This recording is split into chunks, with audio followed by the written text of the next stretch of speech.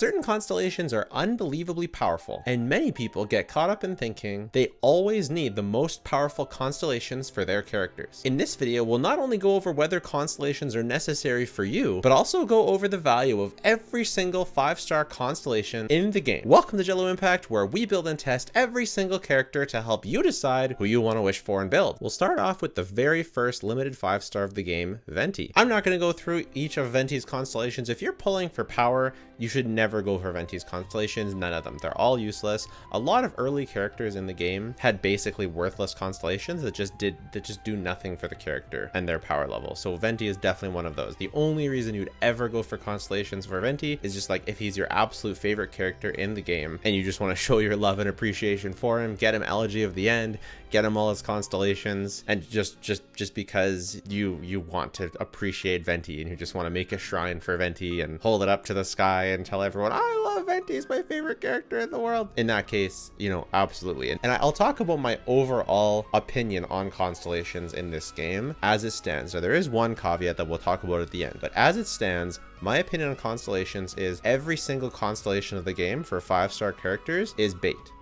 They just exist to make you feel like you don't have a complete character if you don't basically spend money or spend an inordinate amount of resources to go for them. The game is actually balanced such that every single character in the game is fully functional, is self-sufficient, can hold their own, and can do good stuff at Constellation 0. Now again, there is one caveat that we'll talk about at the end, but both constellations and 5-star weapons, as long as you use good teams, as long as you use good artifacts, and if you're struggling with teams, I'm gonna be making a team guide in the next couple weeks here. And if you're struggling with artifacts, I have 2 videos on artifacts you can look at. But as long as you use good teams, you use good weapons, you have good artifacts on your characters, the game is balanced such that even the hardest content in the game, Spiral Abyss Floor 12, can be completed with Constellation 0 characters, and every single other constellation in the game is bait. Now, some are more powerful than others, so if you want to simp harder and really show your appreciation for certain characters, and they also happen to have value in their constellations, you like hitting big numbers, then we're going to go through as well the characters that are worth investing into. So Venti is not one of them. Venti works amazing under certain conditions as long as the enemies are groupable. Venti works amazing, but you don't need any constellations for that. So that's really, really great. Klee. So again, Klee is fully functional at C0. She has a great AoE team in Mono Pyro with Kazuha, Zhangling, Bennett, and she has a really good Burgeon team as well with Baiju, I think Singcho, and Nahida. I think that's what it is. Anyway, I'll do a Klee glide when she comes out, but she has very good functional teams at C0. If you do want to go for constellations, hers are okay. She does have some defense shred at C2 and a big bomb nuke at C4, but going all the way to C4, also funny by the way, C4, I see what you did there, MiHoYo, but going all the way to C4 for these kind of upgrades they're not really substantial. They're nothing like some of the other characters that we're going to get onto later. So again, these are constellations that you should really only be getting if you're heavily just interested in this character. Child is the next one. A lot of people want to end up going for his C1, especially casual players, because they say, hey, you know, I've been doing my rotations, and when I come back to Child, he's on cooldown and it's super annoying, and if I get a C1, it could fix that. Well, that's bait as well, because it doesn't really change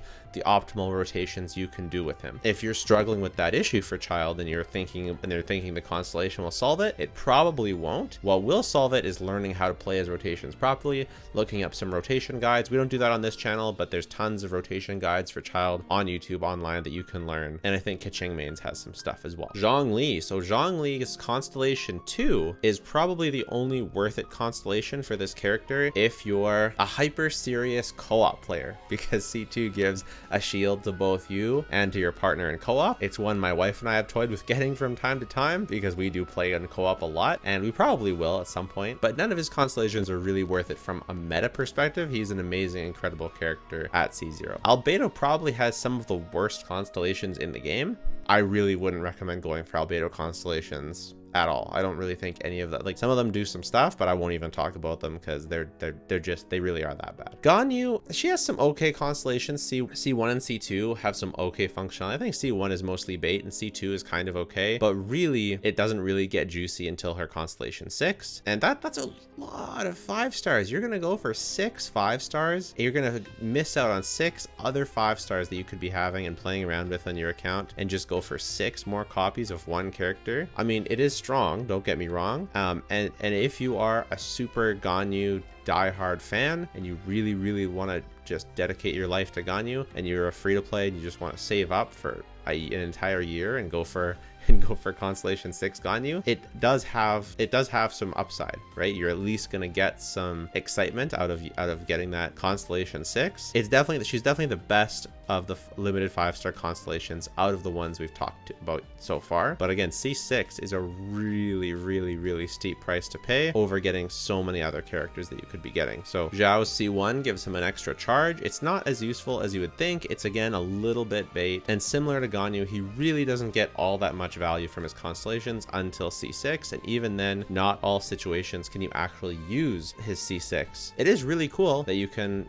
you know, you can spam your skill for every, but again, C6 is a very steep price to pay. It's sort of a mentality of how you play the game, right? Do you play the game where you want to have a variety of characters for different scenarios that you want, or do you want to just main one character and never really use anybody else? Maybe you deck out one single team, you have one more team, maybe with more free-to-play strong units, and you just blast out that team. You get them their 5-star weapons, you get them their constellations, you get them, and you don't spend on anything else, just hyper invest in that team. And that is a totally valid way of actually playing the game. It's not how I play the game, obviously. I'm building and testing every single character because I like to try out those different things. I think Genshin's combat system is super good, and I like trying it out with different characters. But if you're the kind of person that just likes to hyper invest into one character, I do see the appeal. I'm actually trying that in Honkai Star Rail, where I'm hyper investing not really into just one character, but into one team, and then I'm gonna hyper invest into that team specifically. And I think it's a totally valid way of playing, and you can definitely do that with Zhao.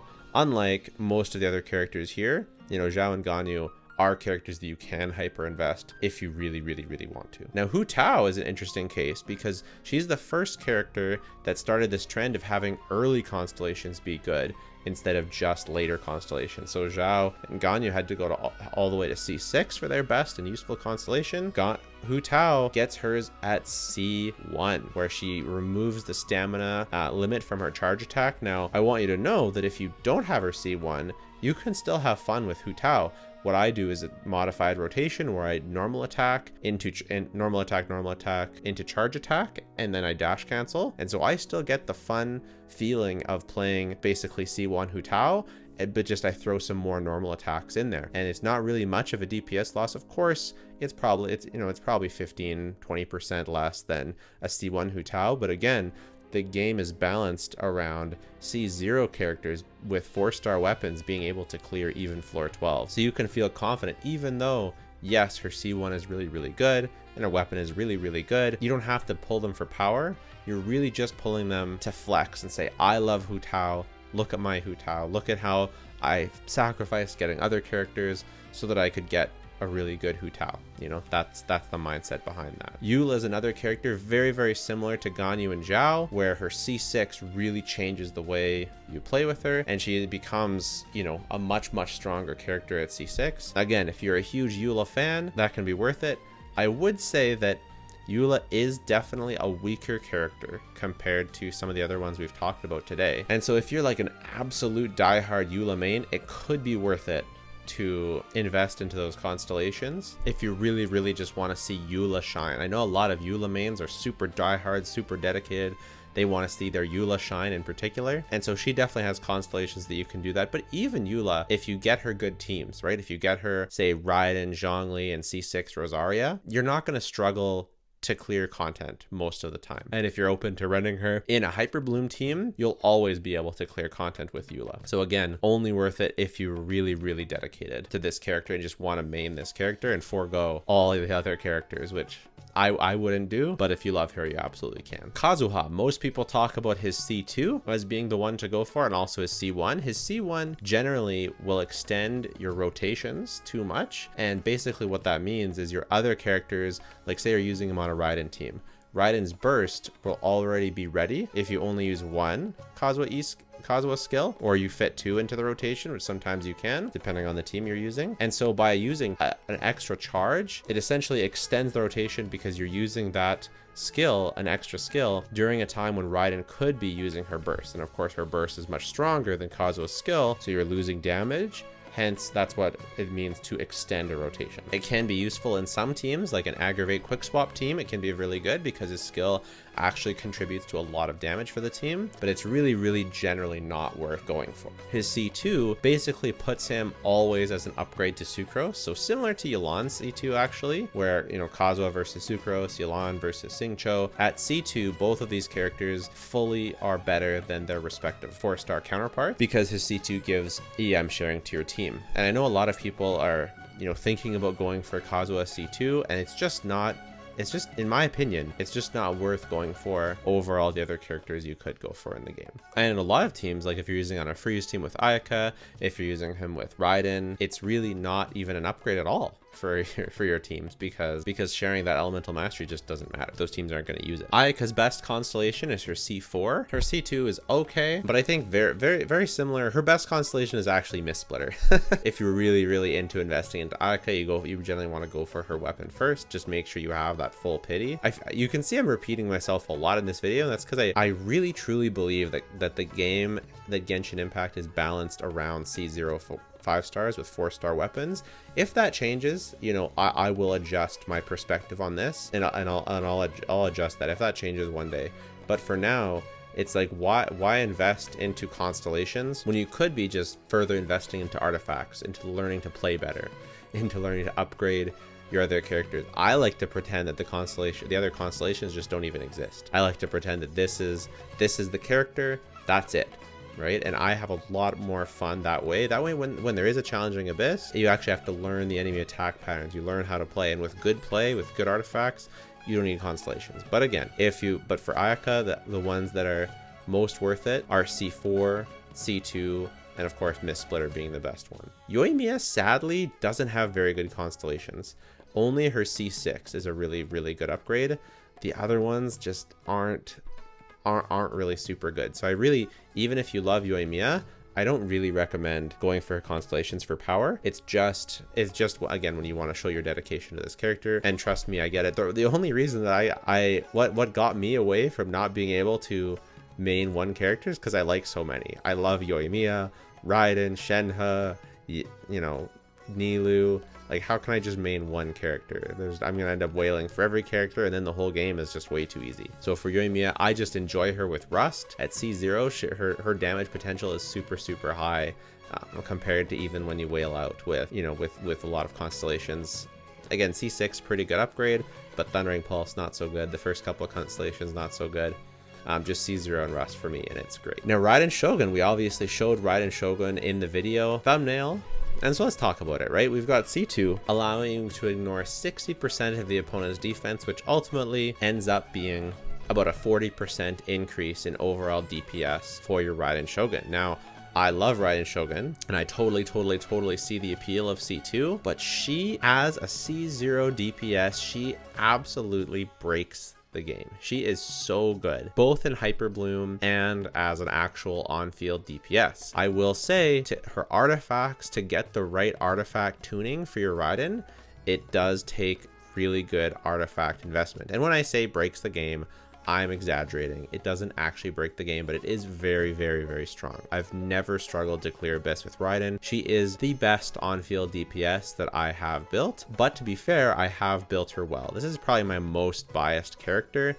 I'm very biased towards Raiden. It could be because I have a really good build for her, right? I have a really good flower, really good feather, I just got this amazing Sands, but I felt this way before I got this. This is actually an attack Sands. It'd be even better if I had an Electro Goblet and the mask. So overall, I'm using the catch, and this is her crit ratio, and we have got a lot of energy recharge and a really good amount of crit rate and crit damage. With it was about 65 crit rate to 184 crit damage. So it's a really well built Raiden. But again, would my Raiden be absolutely insane if I got C2? Yes. But does she already easily clear the entire game, whether I use an Aggravate team, a double Hydro team, Raiden National team, Raiden Hyper Bloom team, or Raiden Hyper Carry team? Yes, she can clear the Abyss with any of these teams really well. I clear the Abyss with multiple of these teams every single time. I'm sorry, Constellation 2, is it amazing? Yes, but it is bait.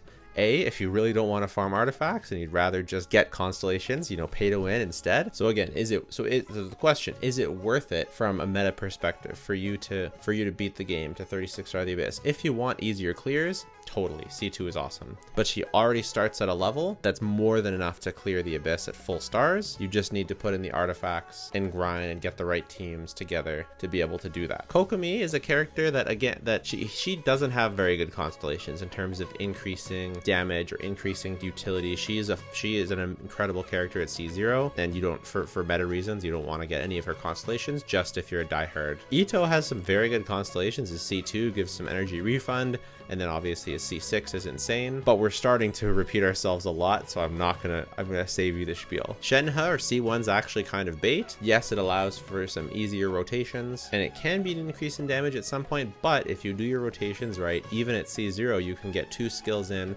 per Ayaka burst, and that can increase your Ayaka's burst damage a lot. So no need to invest in constellations, just stick with C0 unless she's your favorite, because that really is the core message behind Genshin Impact, is build around your favorites, right? Get your favorite character, get the best teams for that character, and then absolutely destroy the Abyss. No need for constellations, no need for 5-star weapons. But for you, if build around your favorites means investing in those constellations, then by all means, but don't do it for meta reasons. Yaimiko makes her energy less of an issue at C1, C2, bit of a quality of life increase, and then of course she does have good constellations that increase her skill damage. Unfortunately, my favorite part of her kit, which is her big Nuki burst, doesn't get upgraded through constellations, so that's a big no for me personally. Aya's constellations are alright for his personal damage, but his best asset to his team is actually applying his element Hydro to the team, whether it's for Hyper Bloom, whether it's for Soup, for Electrocharge, for Vaporize, whatever it is, whether it's for Freeze even.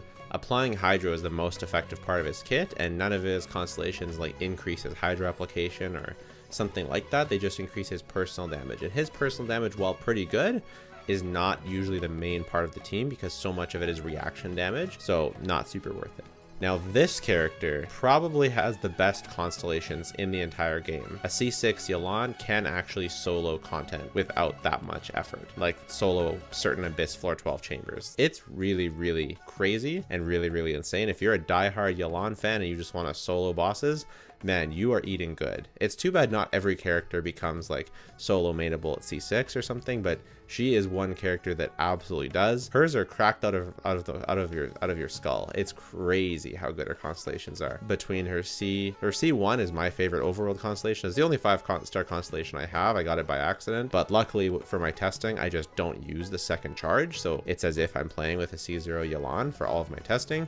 But I love it for the overworld. But even that's not really totally necessary. I once again highly don't recommend you go for it. She's absolutely way strong enough at C0. It's not worth either spending money or losing out on other 5 stars. But if you love her, she is probably the most worth it character in terms of the damage you get back from investing in her. Sino's constellations are pretty okay. C2, I think, is a reasonable upgrade, but it's nothing like Raiden or Yelan or something like that. Nilou, basically her bloom constellations basically don't affect her bloom damage at all. Her constellations are only good for Vape Nilou, which you're generally not going to be playing because her bloom is so insanely good. I like to say her best constellation is Nahida C2 and that's also the same for Sino. That's also the same for Alhaitham. Nahida C2 is really insane. If you're a Nahida main, you know, and you really want to invest into your Nahida, C2 is absolutely incredible. It is maybe a bit worse than Raiden C2 overall, but it is really a huge damage increase. Wanderer's Constellations are fine. My understanding is that they're solid, but not absolutely game breaking. But if someone in the comments who actually knows more about Wanderer's Constellations wants to let me know, then please do, because this is probably the character I know the least about his constellations for the limited 5 stars. Alhaitham is next, and this is relevant because obviously he's on banner right now. His constellations are not very good. Again, like I said, his best constellation is Nahida C2, so I would go for his weapon first, and that's where I would stop. I wouldn't get any constellations to C1. It is nice in terms of rotation flexibility. You can have more flexibility if you're, you know, a bit more casual and you just want to have fun, you know, unga bungaing, less think. It can be good because it decreases the cooldown of his skill, but it doesn't decrease it enough to make it so you can use 2 skills per rotation. So if you're doing optimal rotations, it's not really going to help that much, but if you're just playing casually, then it can definitely be fun.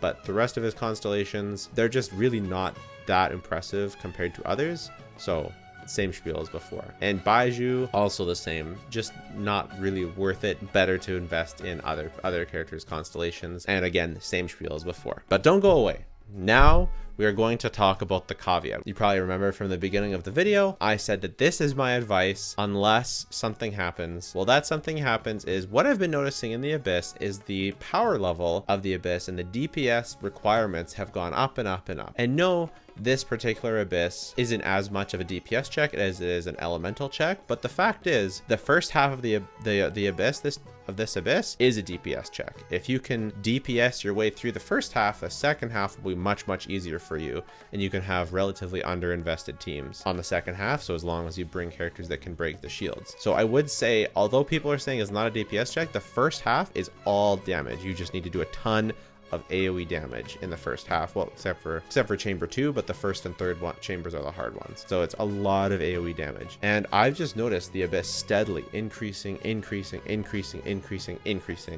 power, or in power required, and it's gone from me absolutely deleting the Abyss with basically every character on my account without thinking, to now actually having to plan out my teams, to choose the right characters, and to actually play well to actually beat the Abyss.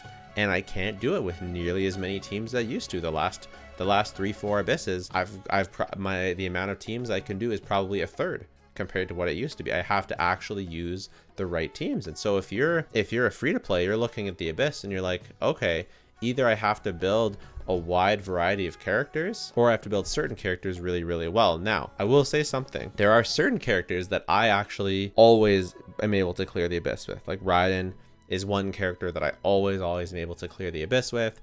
Ayaka is another one, and these are all at C0 and 4-star weapons. But not every Abyss can I clear with Yoimiya, for example. So if you're a Yoimiya main and you want to be able to clear every single Abyss with Yoimiya, well, I wouldn't actually recommend Yoimiya constellations. I would recommend Yelan constellations. I would recommend Yelan up to her C2 because they pair really well together, and that's just going to increase the DPS of your Yoimiya a ton. And so this is sort of what you want to be thinking about as you're building out your account. In your early game, if you're a free-to-play player and it's your early game, just focus on building up the staple units, Sing Cho, Zhangling, Bennett, Sucrose. Focus on getting your favorite 5 stars. Focus on getting your favorite teams for those 5 stars. And then take a look at what kinds of content they're going to be able to challenge, right? Ganyu at C0, she can take on any content because you've got Freeze and you've also got Melt, which is a very versatile team. So if you really hyper invest into Ganyu, you can do it. You can do anything basically. But for Yoimiya, because she's so restrictive that she's only good in single target, then if you want to make her work, then you might have to hyper invest a little more. You always want to clear every single Abyss with your Yoimiya. You might actually have to go for Yelan C2. Similar for Eula, you might have to vertically invest into your Eula if you want to clear every single Abyss. It didn't used to be this way. It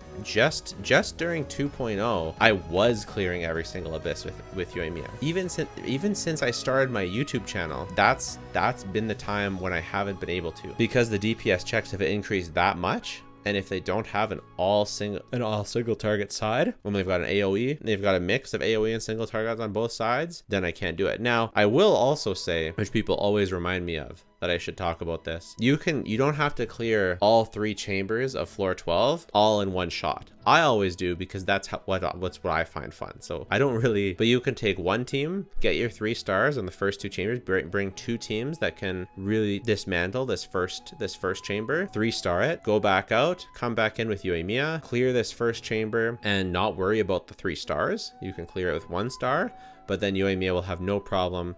Thunder Manifestation and Iniquitous Baptist shall have no problem 3-starring those 2 chambers.